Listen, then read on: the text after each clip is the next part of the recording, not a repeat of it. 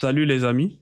Dans cette démonstration, nous allons procéder à la mise en œuvre de pfSense en tant que serveur de basculement. Quels sont les objectifs de cette démonstration? Nous allons premièrement décrire ce qu'est l'équilibrage de charge à travers de multiples connexions WAN.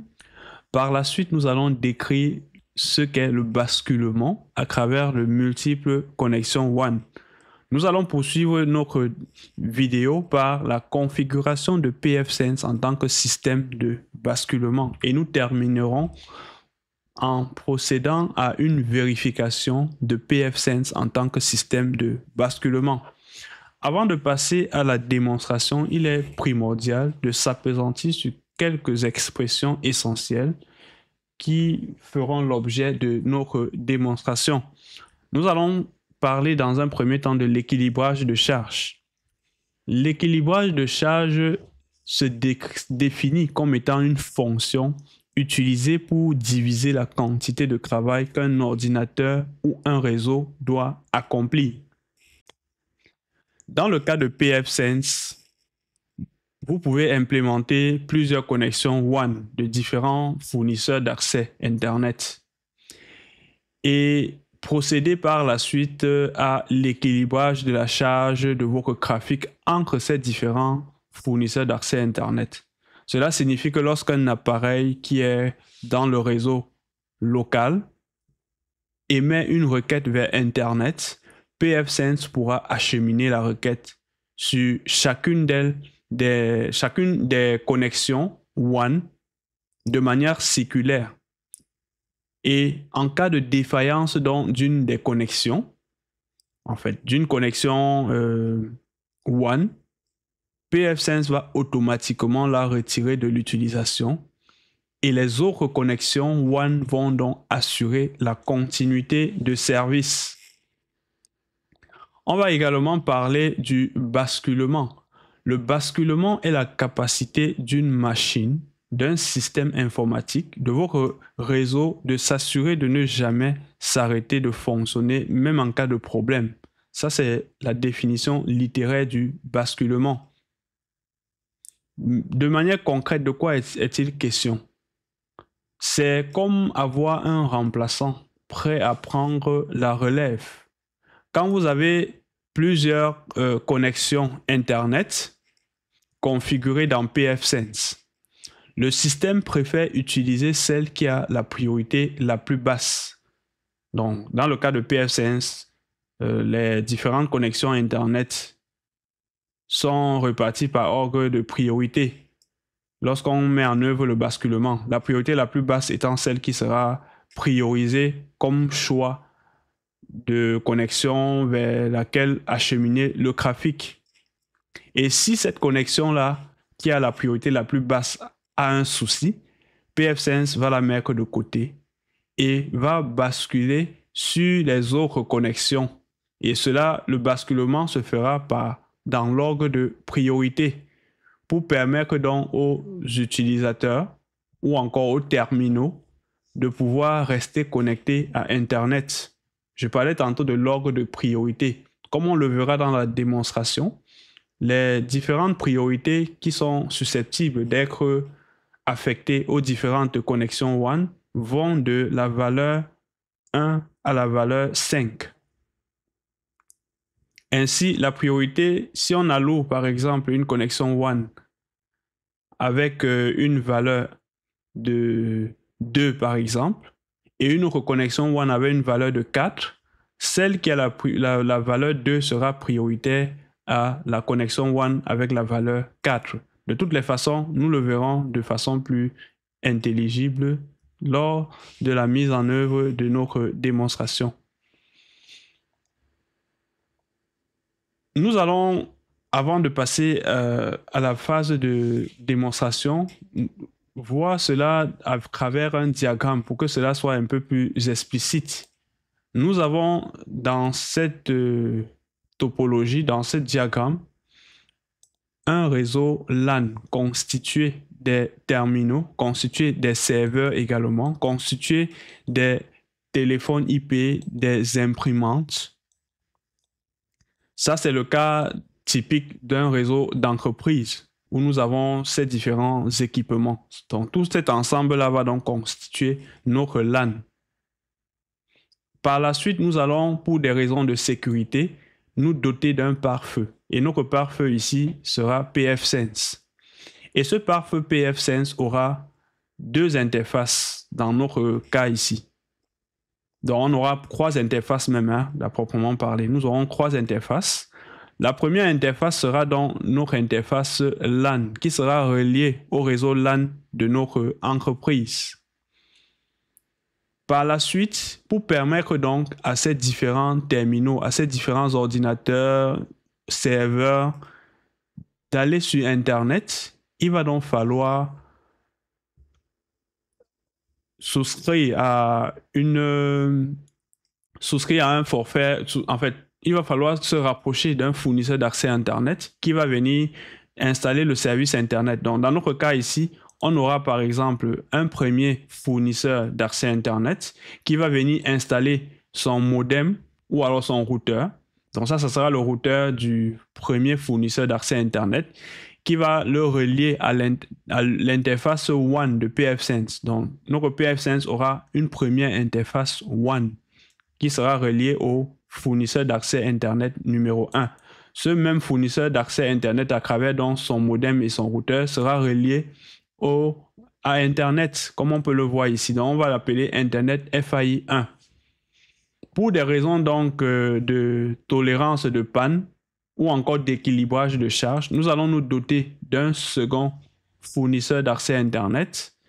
Ce fournisseur d'accès Internet va venir donc installer son modem ou son routeur qui sera relié à l'interface WAN 2.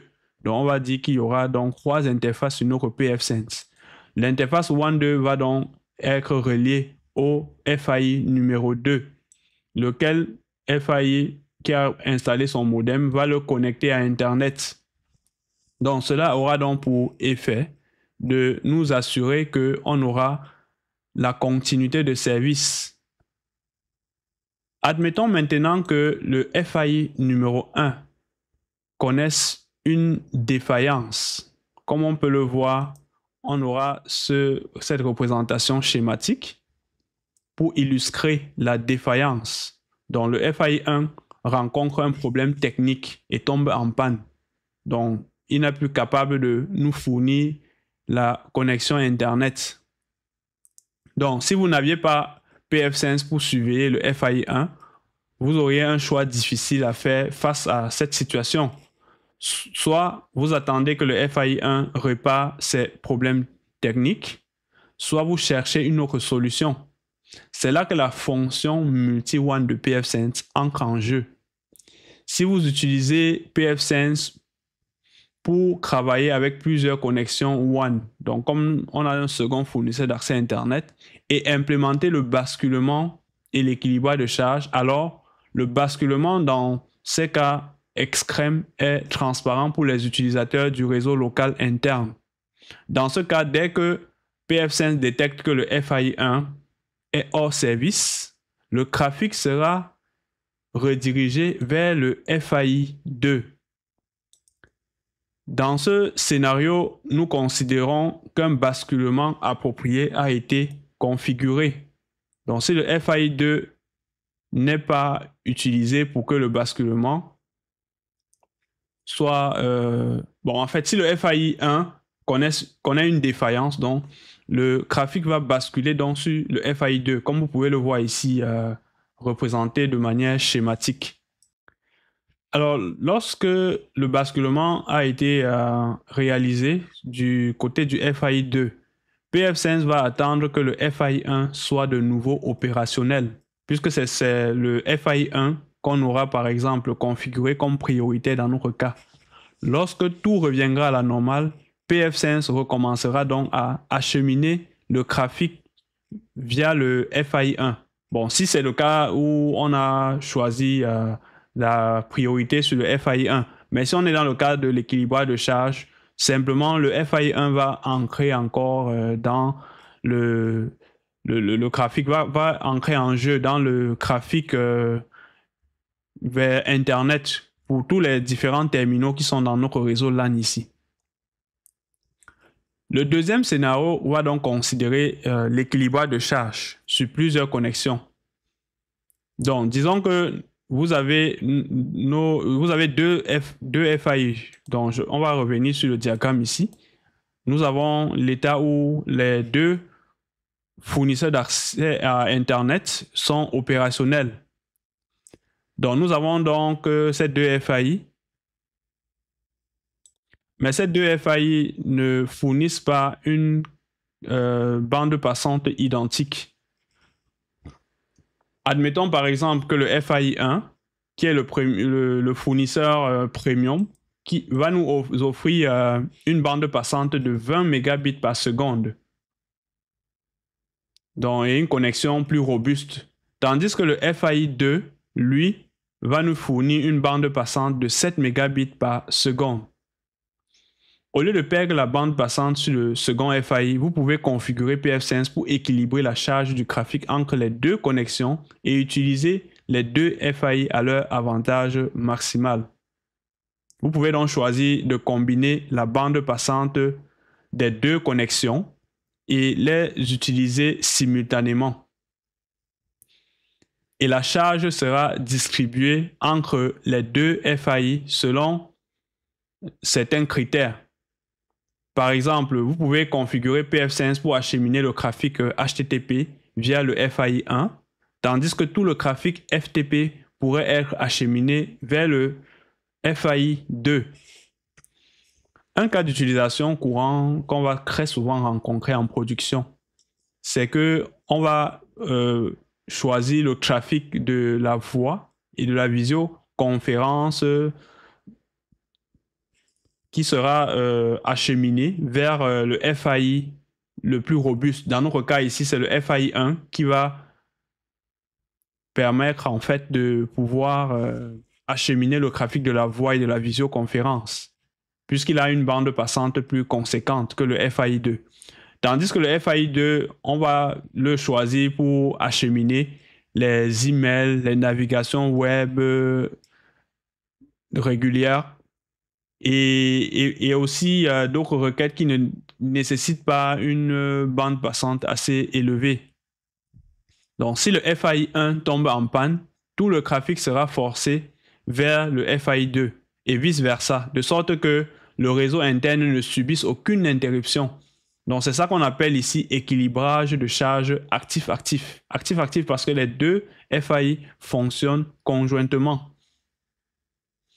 Maintenant, regardons l'équilibrage de charge. Un des scénarios à considérer est que le FAI 1 a une bande passante, donc, comme c'est le cas ici, de 20 mégabits par seconde, tandis que le FAI 2 a une bande passante de 7 mégabits par seconde. Maintenant, si le réseau interne a une utilisation de 2 mégabits, il utilisera les deux FAI simultanément. Donc, on a par exemple, dans notre cas ici, 2 mégabits qui est le besoin des différents terminaux qu'on a dans le réseau local ici. Donc, qu'est-ce qui va se passer? pfSense va donc utiliser les deux fournisseurs d'accès Internet simultanément et la charge sera distribuée entre les deux FAI selon certains critères. Et si le FAI 1 tombe en panne, tout le trafic sera forcé vers le FAI 2 et vice-versa, de sorte que le réseau interne ne subisse aucune interruption.